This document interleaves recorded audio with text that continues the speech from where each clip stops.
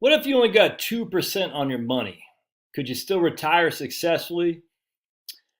So I'm sitting in the dental chair, get my and that crown had come off, and I'm getting my this afternoon. I'm getting my crown replaced, and I was thinking about a guy I was working with the other day. It was yesterday, I can't remember, but anyway, a guy I was working with, and I kept telling him, dude, when you've won the game, stop playing because he's going to be fine financially. There's basically nothing he can do because he's got a big fat pension.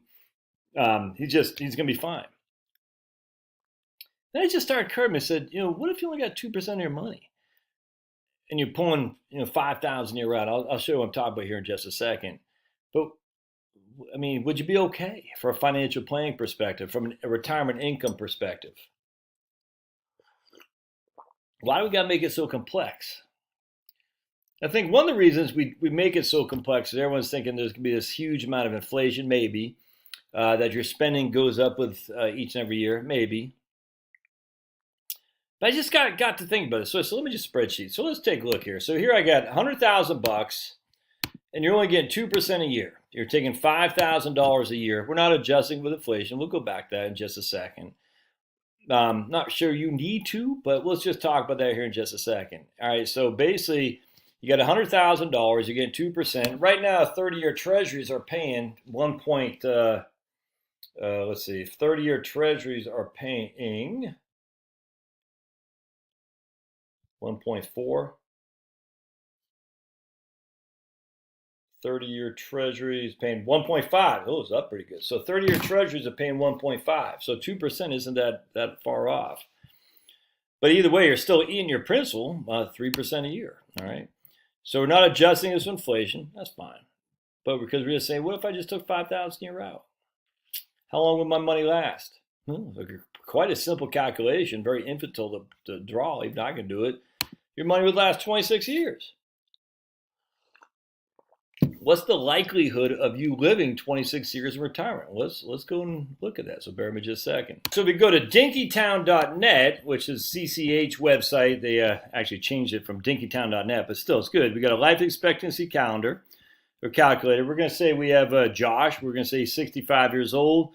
He's 5'10", weighs $175, doesn't smoke. He's male. He doesn't drink. No accidents or violations in the past 3 years. No normal blood pressure. Checks regularly. Family history. 2 or more. It doesn't not yet. Yeah, so just say that. So his life expectancy is only 82.3 years. So that's 17 and a half years, basically. Huh, isn't that interesting? What if he was female? 85 years, that's 20 years. So someone who's 65 today has a life expectancy of 20 years. Now we go to, I think Kitts has had this one. He said if Fred and Ethel were 63 and 62 comparatively, if they would have they would have how much of a probability of living for 26 years would be both have an 8% probability of living until 26 years. And the reason I use 26 years is because that's when the money ran out. When they had an 8% probability. Now, it doesn't go into deep amount like what we just did about health. 33% probability of Ethel living until she's 88, 26 years from now.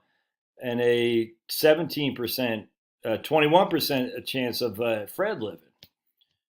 So both would, either would have a 50% chance of living until then, but in terms of individuals, not much. So one of them will probably live until they're 26, but that's only 50% chance. Not even probably. There's a 50% chance one will live until they're for 26 years, and a 50% chance they'll both be dead.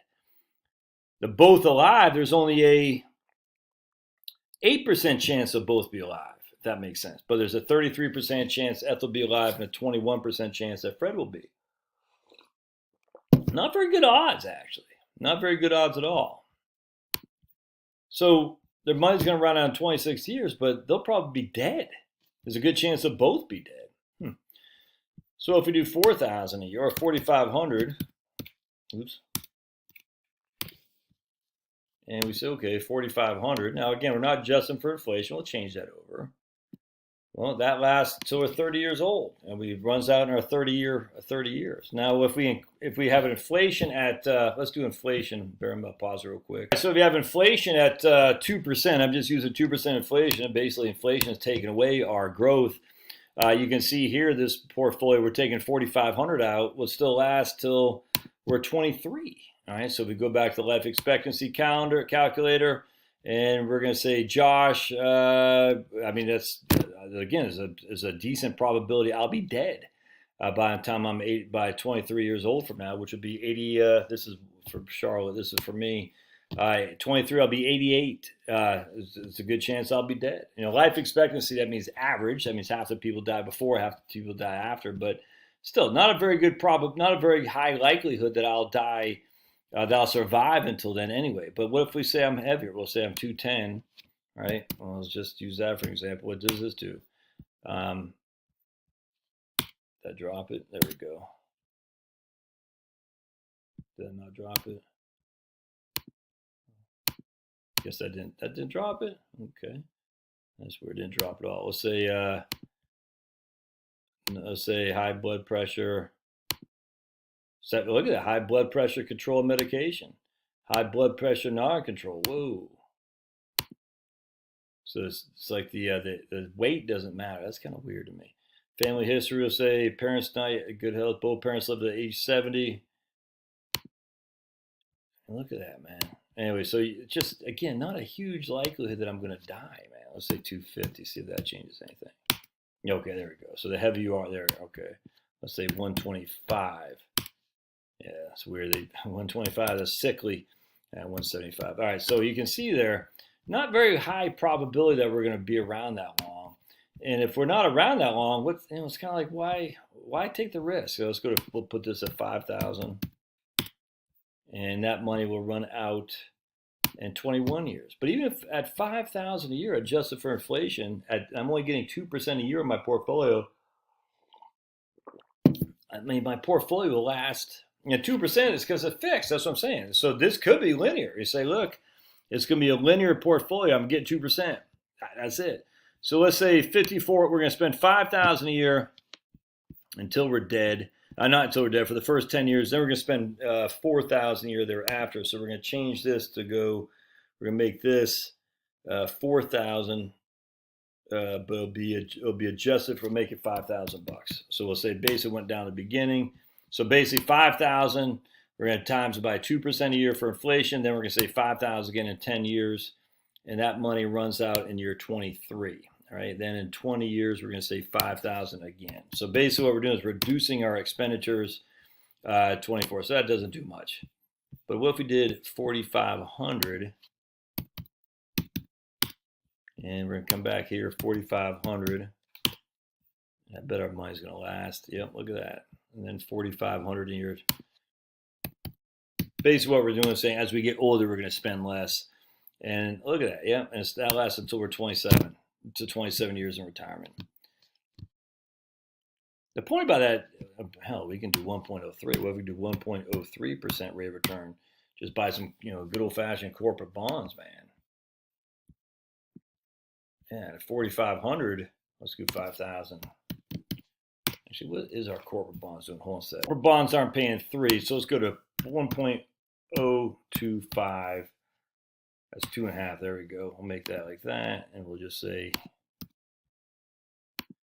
that. We'll just do it the whole way through. I guess I should have just done like that. Oops, 1 second. Let's do blink.